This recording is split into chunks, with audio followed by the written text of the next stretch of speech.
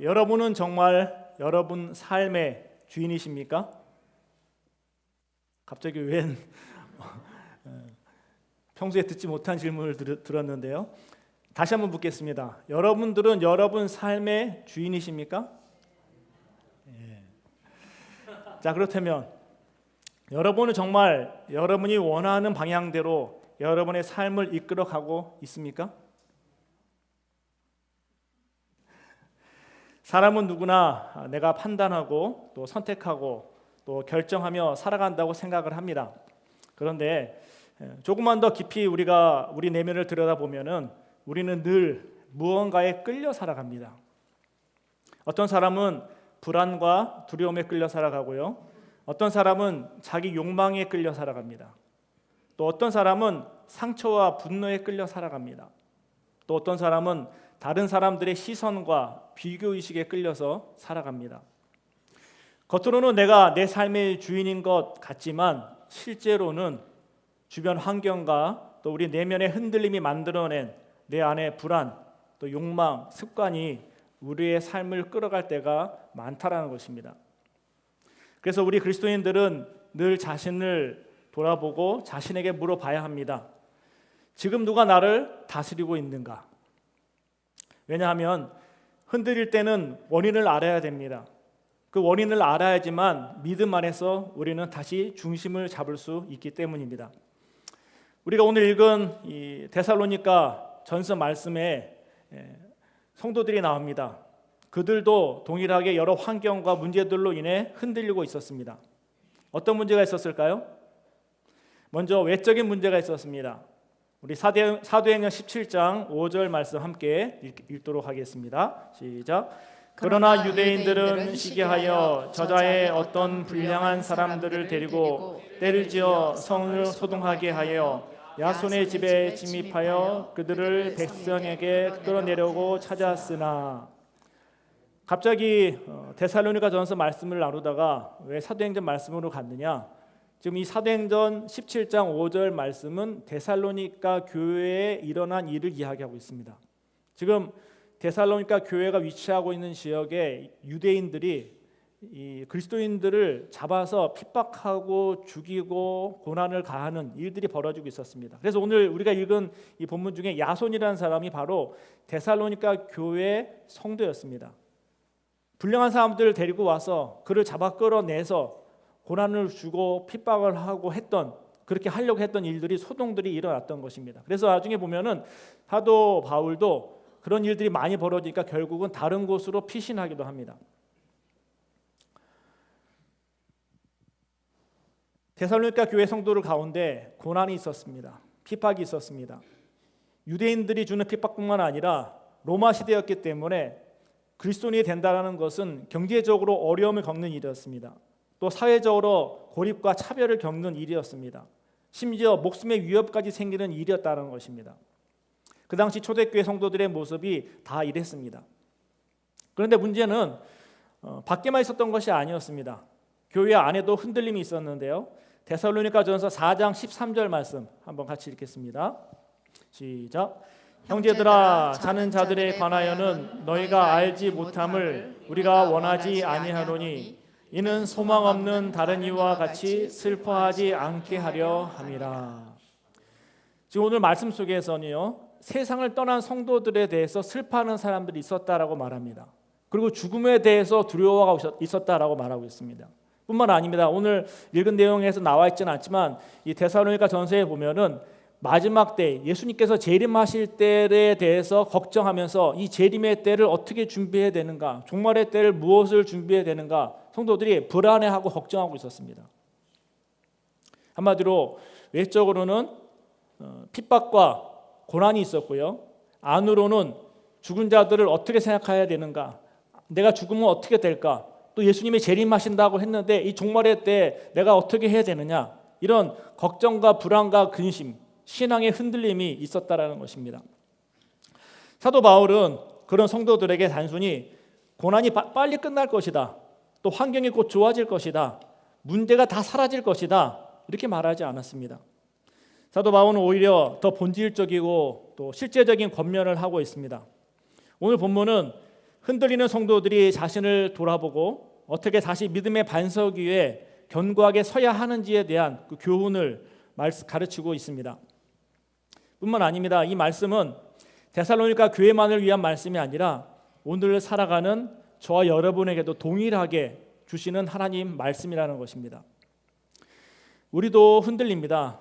저와 여러분도 흔들립니다. 환경 때문에 흔들리고요. 또 관계 때문에 흔들리고, 상처 때문에 흔들리고, 미래에 대한 염려와 불안 때문에 흔들리고, 육신의 고통과 죽음에 대한 두려움 때문에 우리는 늘 흔들리며 살아가고 있다는 것입니다. 분명히 하나님을 믿고 있는데도 현실에서 벌어지는 고난과 실패, 또 불안 때문에 우리의 믿음이 흔들릴 때가 있다는 것입니다. 그래서 오늘 사도 바울이 가르친 이 말씀을 통해서 우리 자신을 점검하고 또 다시 믿음의 길을 함께 걸어갈 수 있는 시간이 될 수 있기를 바랍니다. 저는 오늘 사도 바울의 가르침을 세 가지 질문을 여러분에게 던짐을 통해서 또 우리 자신에게 던짐을 통해서 찾아가고자 합니다.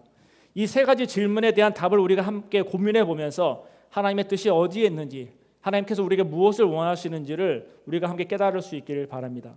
첫 번째 질문입니다. 한번 따라해 볼까요? 나는 무엇을 취하고 있는가? 5장 21절 말씀인데 한번 같이 읽어보도록 하겠습니다. 시작. 범사에 헤아려 좋은 것을 취하고. 오늘 이 구절에서 두 가지 단어가 나옵니다. 중요한데요. 바로 헤아려라는 단어와 또 취하고라는 단어입니다. 나는 무엇을 취하고 있는가? 무엇을 취하고 있는데 나는 헤아려서 취하고 있는가? 다른 말로 표현하면은 잘 분별해서 취하고 있는가라는 것입니다. 무엇을 분별해서 우리는 내 마음에 들이고 있습니까? 또 무엇을 분별해서 내 생각에 받아들이고 있습니까? 또 무엇을 분별해서 내 삶의 기준으로 삼고 있습니까? 그것을 묻는 말씀입니다. 그리고 사도 바울은 이미 데살로니가전서 1장에서 5장 앞에 부분에서 분별해야 될 것이 무엇인지, 취해야 될 부분, 취하지 말아야 될 부분에 대해서 이미 말했습니다. 그리고 오늘 이 구절에서 그것을 분별하라, 바로 취하라라고 말하고 있는 것입니다. 자, 그렇다면 먼저 취할 것은 무엇이 있을까요? 아까 제가 말씀을 드렸지만 이 앞에 부분에서 찾아보면은요, 먼저 5장 19절 말씀 보면은 성령을 소멸하지 말라라고 말합니다. 또 5장 20절에서는 예언을 멸시하지 말라. 또 5장 16절과 18절에서는 항상 기뻐하라, 쉬지 말고 기도하라, 범사에 감사하라라고 말합니다. 자, 말은 하지 말라라고 했는데 결국 이게 무슨 말이냐? 무엇을 취해야 될지 알려주는 것입니다. 바로 성도가 취해야 될 것은 하나님 말씀을 가볍게 여기지 않는 태도입니다. 다른 말로 표현하면은 하나님의 말씀을 취하라는 것입니다. 또 성령의 인도하심을 거절하지 말라는 것입니다. 성령의 인도하심을 취하라는 것이에요. 또 기도와 감사와 순종의 삶으로 하나님 앞에 나아가라는 것입니다. 자, 반대로 사도 바울이 말하고 있는 버려야 될 것은 또 무엇이 있을까요? 5장 22절에서 이렇게 말합니다. 악은 어떤 모양이라도 버리라. 또 4장에서는 음란과 정욕을 버리라. 또 5장에서는 악으로 악을 갚지 말라. 또 형제를 해하지 말라. 이렇게 말하고 있습니다. 자, 여기서 우리가 한번 우리 자신을 점검해 보면 좋겠습니다. 자, 우리는 무엇을 취하면서 지금까지 살아오고 있습니까? 하나님의 뜻보다 또 내 감정을 더 붙들고 있지는 않나요? 내 감정에서 올라오는 분노, 짜증, 미움, 시기, 질투, 하나님 말씀보다 그것을 더 붙잡고 그것에 의해서 끌려다니고 있지는 않은지 한번 생각해 볼 수 있기를 바랍니다. 또한 하나님 말씀보다 세상의 소리를 더 신뢰하고 있지는 않는지 한번 돌아보시길 바랍니다. 세상의 소리 무엇이 있습니까? 유튜브에서 들려오는 소리, 세상 돌아가는 소리, 뉴스, 하나님 말씀보다 그 이야기들이 먼저 우리의 마음에 들어와서 그 생각에 의해서 우리가 끌려가며 살 때가 많다는 것입니다. 또한 성령의 인도보다 내 안에서 올라오는 내 욕망, 내 욕심, 그것에 의해서 살아갈 때가 있을 수 있다라는 것입니다. 사도 바울은 단순히 착하게 살라고 말하는 것이 아닙니다. 무엇이 하나님께 속한 것이고 또 무엇이 죄와 어둠에 속한 것이고 이것을 분별해서 취하라는 것입니다. 결국 사람은 자기가 붙드는 것에 의해서 다스림을 받습니다. 두려움을 붙들면 두려움이 나를 다스립니다.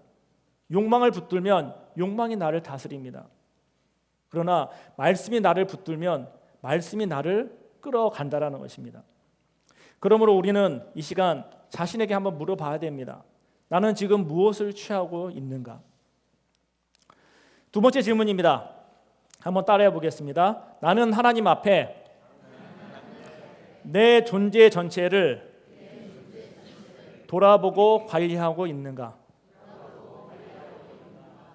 5장 23절 말씀 함께 읽겠습니다. 시작. 평강의 하나님이 친히 너희를 온전히 거룩하게 하시고 또 너희의 온 영과 혼과 몸이 우리 주 예수 그리스도께서 강림하실 때 흠없게 보존되기를 원하노라. 여기서 사도 바울은 영과 혼과 몸을 언급하고 있습니다. 그러면서 예수님께서 재림하실 때까지 해야 될 것은 이거하고 저거하고 그것이 아니라 영과 혼과 몸을 흠없게 잘 보존하라는 것이에요. 여기서 영과 혼과 몸을 구분한 이유가 뭘까요? 인간의 어떤 기능적인 이해를 돕기 위해서 그것을 분류하는 것일까요? 그것이 아니라 결국은 영과 혼과 몸을 이야기하는 것은 인간의 모든 것 전체를 다해서 하나님께 집중해서 하나님 앞에서 그것을 흠없게 관리해 나가라는 것입니다. 결국 우리 존재 전체를 다 말하는 것입니다. 자, 그렇다면 영과 혼과 몸을 어떻게 잘 관리해야 될까요? 영과 혼과 몸의 성경적 의미가 무엇인지 우리가 먼저 이해를 해야 될 텐데요. 먼저 영은 무엇일까요? 영은 무엇일까요?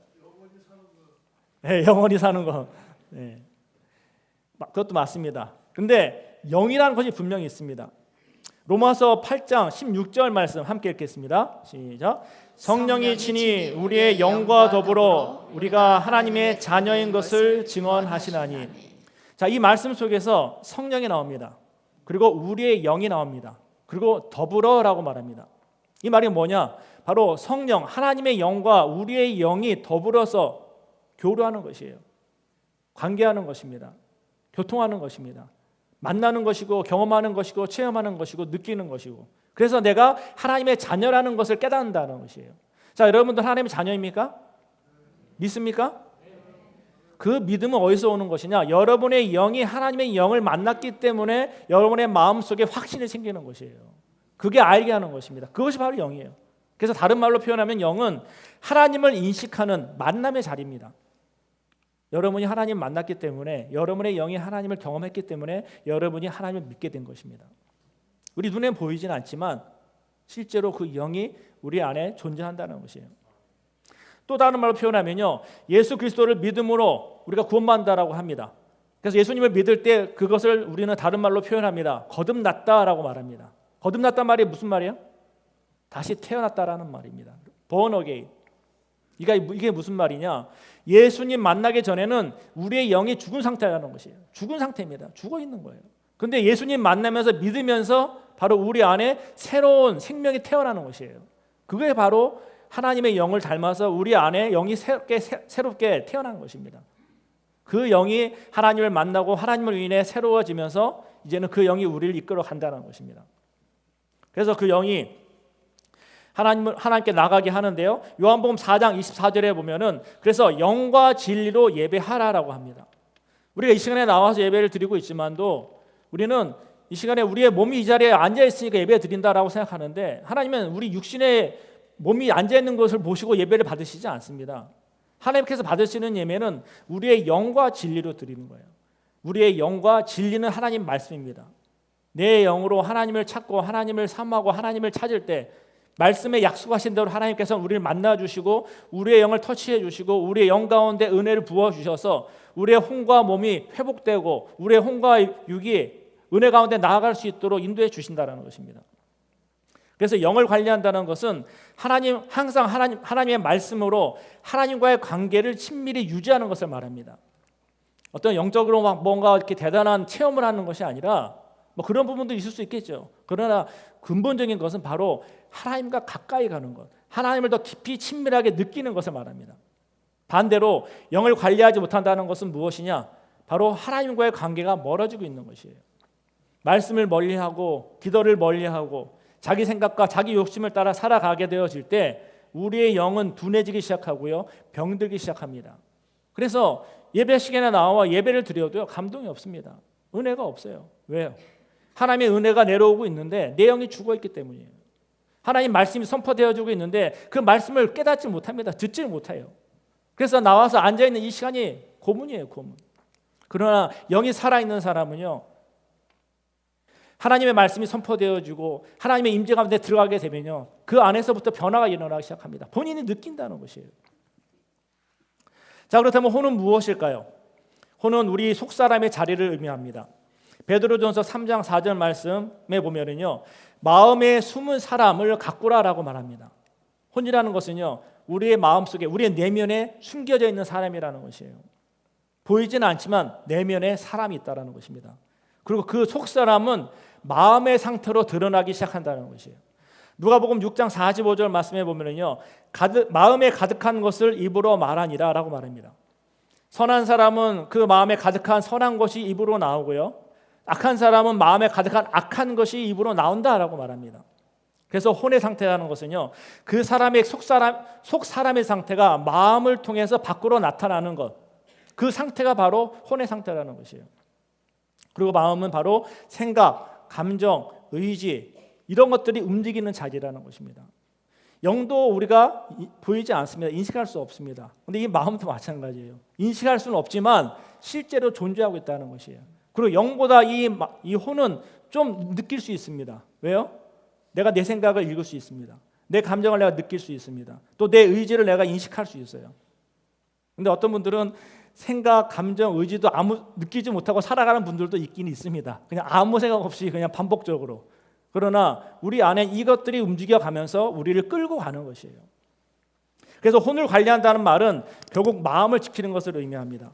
그리고 마음을 지킨다는 것은 마음에서 일어나는 생각과 감정과 의지와 선택을 하나님 말씀에 비춰보고 점검하고 순종해서 하나님의 다스림을 받는 것이에요. 이것이 바로 혼을 관리하는 과정입니다. 잠언 4장 23절 말씀에서는 이렇게 말합니다. 함께 읽겠습니다. 시작. 모든 지킬 만한 것 중에 더욱 내 마음을 지키라. 생명의 근원이 이에서 남이니라.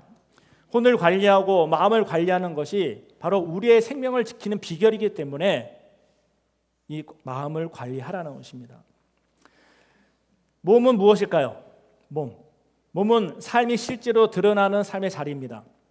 로마서 12장 1절 말씀 함께 읽겠습니다. 시작. 너희 몸을 하나님이 기뻐하시는 거룩한 산 제물로 드리라. 이 구절은 몸이 단순한 육체가 아니라 삶이 실제로 하나님께 드려져야 된다는 것을 얘기하고 있습니다. 우리의 삶에 드러나는, 몸으로 드러나는 것들이 무엇이 있죠? 우리가 하는 말, 행동, 또 우리의 습관, 내가 쓰고 있는 시간 사용의 문제, 또 내 몸이 어디에 가느냐, 또 어떻게 움직이느냐, 그것들이 다 우리의 몸을 통해서 나타납니다.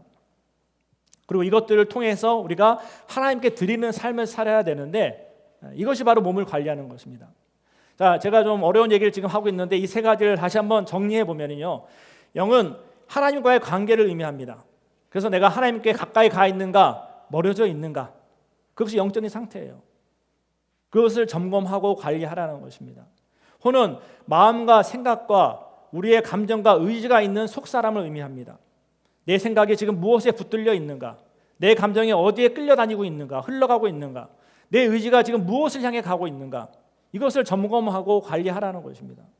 또 몸은 나의 말과 행동과 습관입니다. 내 시간 사용의 문제입니다.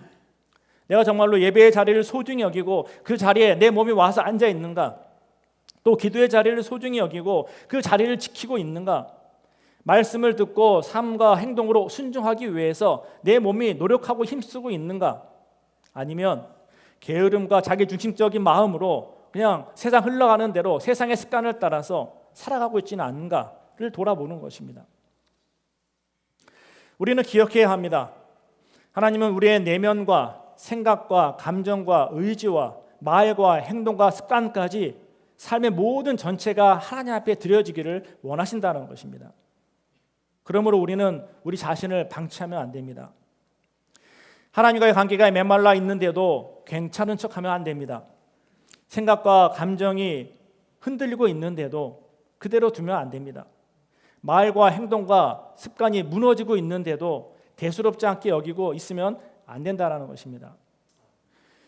영, 혼, 육으로 죄가 들어오는 과정을 우리가 성경 통해서 볼 수 있는데요. 그 시초가 바로 아담과 하와입니다.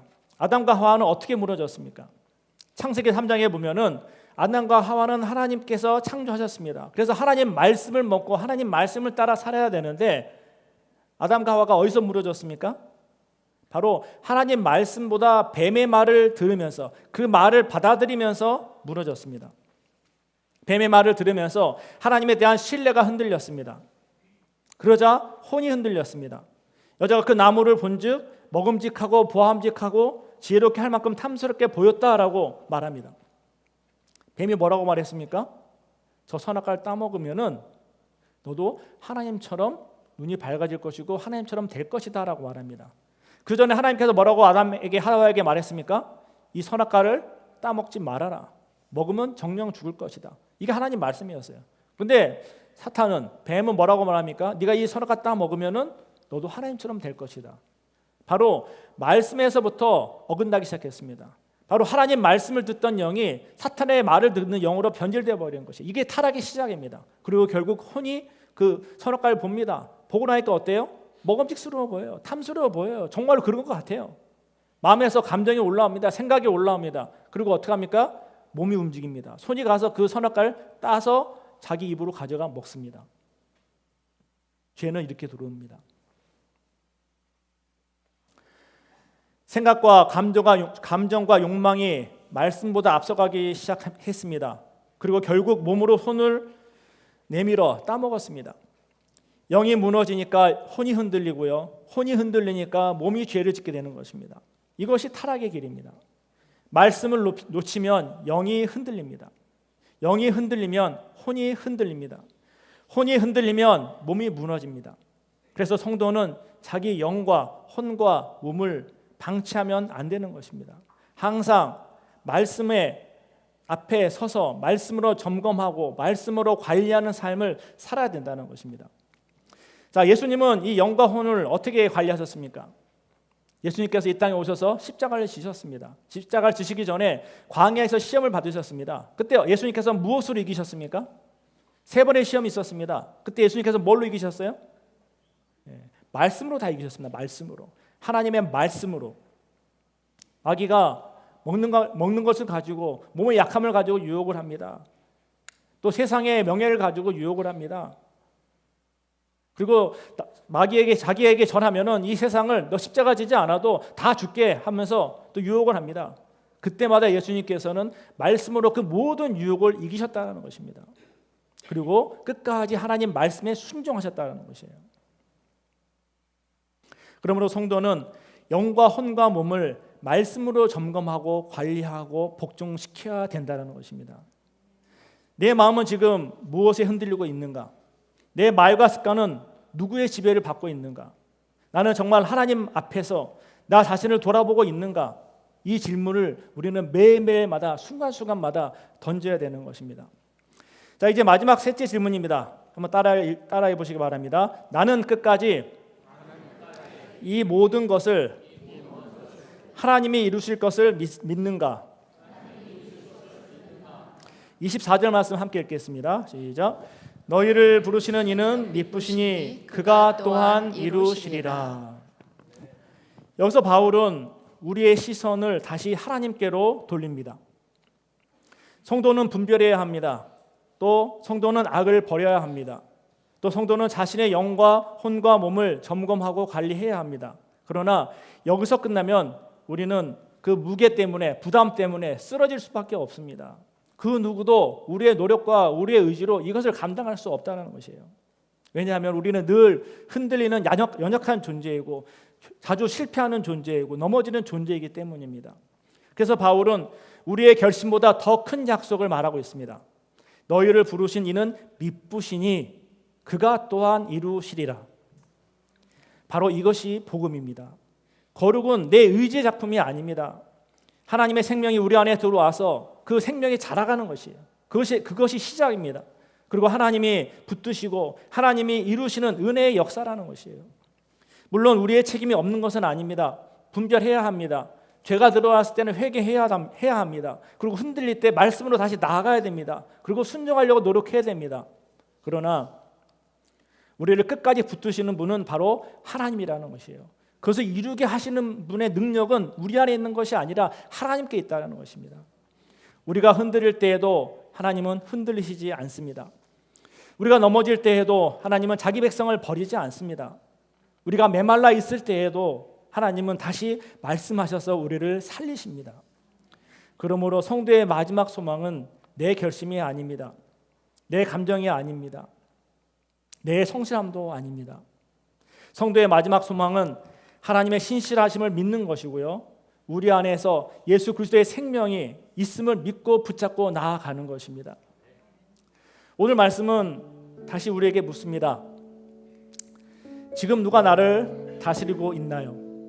한번 여러분 자신에게 물어보시기 바랍니다.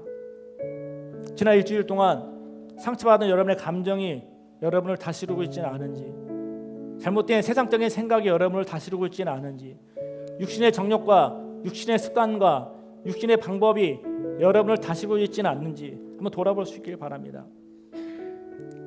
나는 지금 무엇을 취하고 있습니까?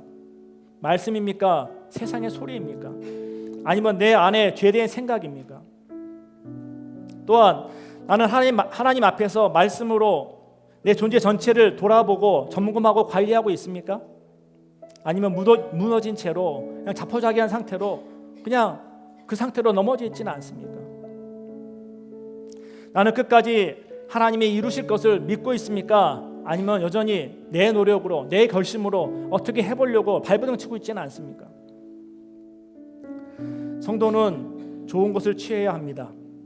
악은 버려야 합니다. 나의 존재 전체를 하나님 앞에 드려야 합니다. 그리고 끝까지 하나님이 이루실 줄 믿어야 합니다.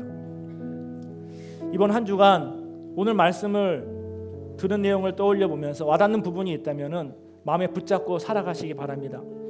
두려움이 밀려올 때, 또 과거의 상처가 우리의 마음을 찌를 때, 내 감정이 흔들릴 때 다시 말씀으로 돌아가서 그 말씀 붙잡고 기도하시기를 바랍니다.